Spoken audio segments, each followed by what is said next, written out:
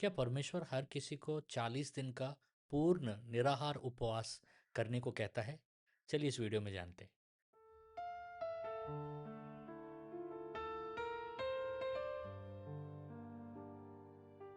Video को अंत तक ज़रूर देखिएगा क्योंकि मैं एक सवाल पूछूंगा और पहले 3 सही जवाब देने वालों में से 2 जन को मेरा किताब इनाम में मिलेगा और किताब बाय पोस्ट आएगा।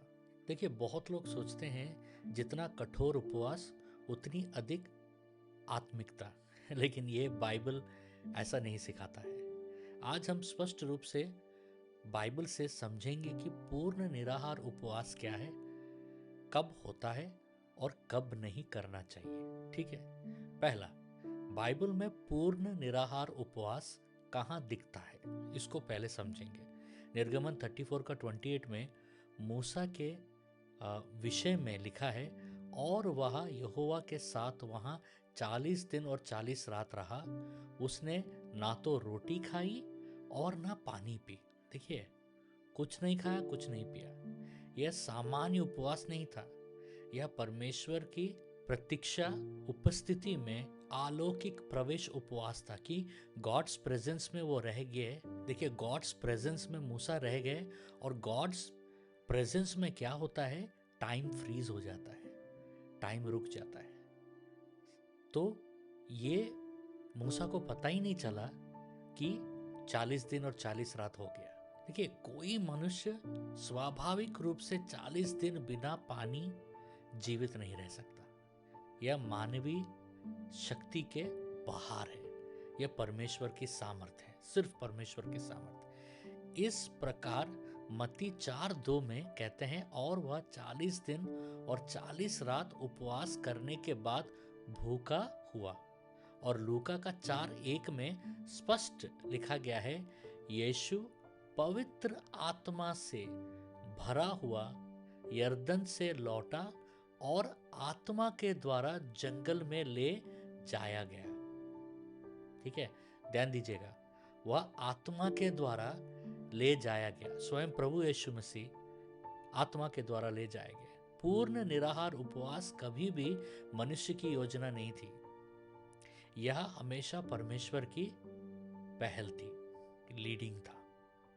दूसरा, क्या यह सभी विश्वासियों के लिए सामान्य नियम है? सबसे पहले नहीं, बिल्कुल नहीं। एस्तर 4:16 में 3 दिन का उपवास दिखता है हमें, वह भी राष्ट्रीय संकट में।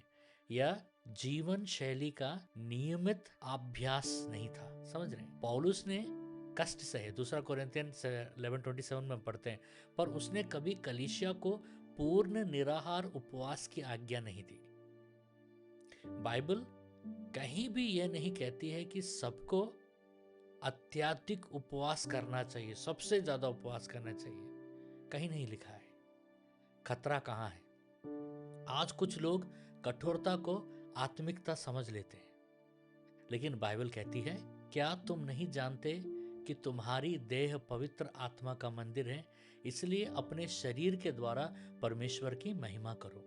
पहला कुरिन्थियों का 6:19 से लेके 20वां वचन। देह क्या है? मंदिर है। इसे हानि पहुंचाना भक्ति नहीं है। आत्मिक जीवन प्रतियोगिता, कंपटीशन नहीं है। इसको समझना है हम सारे विश्वासियों को। विश्वास और आवेग में अंतर को समझिए। विश्वास क्या है? परमेश्वर की स्पष्ट वाणी का उत्तर। आवेग क्या है? अपनी आत्मिक महत्वाकांक्षा का पीछे करना, सेल्फ डिजायर। भजन संहिता 127:1 कहता है, यदि यहोवा घर न बनाए तो बनाने वालों का परिश्रम क्या है? व्यर्थ है। यदि यहोवा उपवास आरंभ ना करे तो आपका प्रयास व्यर्थ और हानिकारक हो सकता है।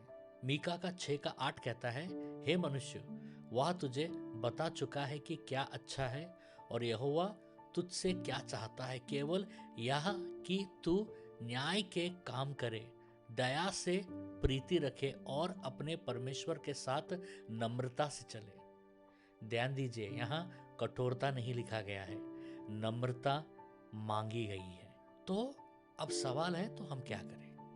यदि परमेश्वर स्वस्थ अगुवाई दे तब आज्ञाकारिता करें। यदि स्पष्ट अगुवाई नहीं तो अत्यधिक प्रयोग ना करें। आत्मिक अनुशासन हमेशा बुद्धिमानी और स्वास्थ्य की समझ के साथ होता है। लक्ष्य लंबा उपवास नहीं है, ठीक है। लक्ष्य स्पष्ट आज्ञाकारिता है। एक बात को समझिए, सबसे परिपक्व विश्वास ये नहीं कि जो सबसे कठोर उपवास करता है, बल्कि वह है जो परमेश्वर की आवाज को पहचानता और मानता है। मेरी किताब 40 दिन का संपूर्ण बाइबलीय उपवास मार्गदर्शन, इस किताब को आपके लाइब्रेरी में होना बहुत ज़रूरी है। ये किताब फ्लिपकार्ट और amazon.in में आप इसको पा सकते हैं। कुछ सूचनाएं हैं, ध्यान से सुनिएगा। हर मंगलवार को रात को 9 से 10 बजे भारत के समय में मैं सपनों का अर्थ बताता हूँ। नीचे सपनों का ड्रीम इंटरप्रिटेशन का फॉर्म का लिंक है, उसमें ज़रूर अपने सपने भेजिए। और याद रखिएगा, पहला और तीसरा शुक्रवार को मैं ह्यूस्टन के समय में सुबह 9:30 से 10:30 और भारत के समय में रात के 9 से 10 बजे लाइव आकर प्रेयर चलाता हूँ। और हर दूसरा और चौथा फ्राइडे 12 घंटा का ऑनलाइन प्रेयर चलता है हमारा।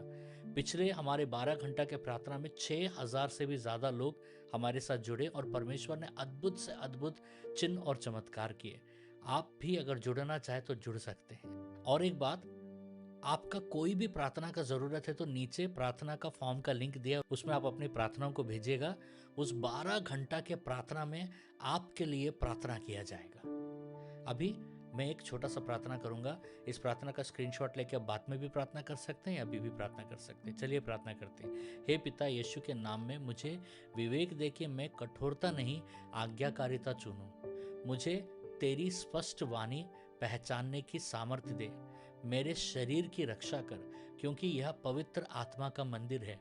मुझे नम्रता में तेरे साथ चलना सिखा।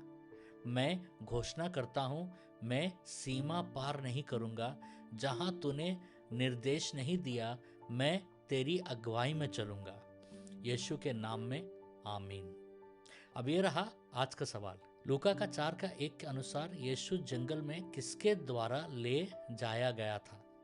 एक लाइन में भी जवाब दे सकते हो और पहले 3 सही जवाब देने वालों में से 2 जन को मेरा किताब इनाम में मिलेगा और किताब बाय पोस्ट आएगा। और प्लीज़ कमेंट्स चेक करते रहिएगा, अगर क्योंकि मैं विनर को कमेंट्स में अनाउंस करता हूँ। अगर आपको कोई सवाल है तो ज़रूर कमेंट कीजिएगा, हम ज़रूर जवाब देंगे। परमेश्वर आपको बहुत आशीष दे।